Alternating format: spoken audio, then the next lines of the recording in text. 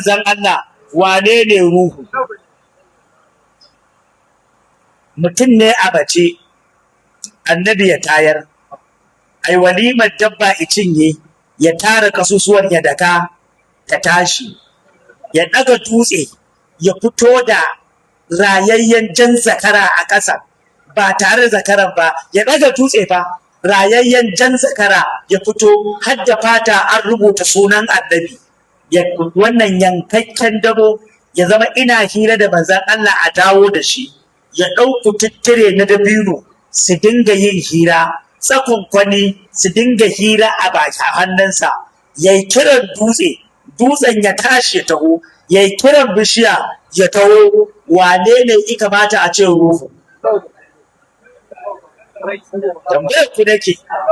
idan sunan ruhu ne da waye annabi ya fi ruhu kenan, sunansa ya fita ruhu inda abin da ya fita haka, tunda ga yadda yake shi ta mutu fa ya yi kiranta, sannan lalle ne annabi Isa ya raya matacce amma ba irin rayawar annabinku ba.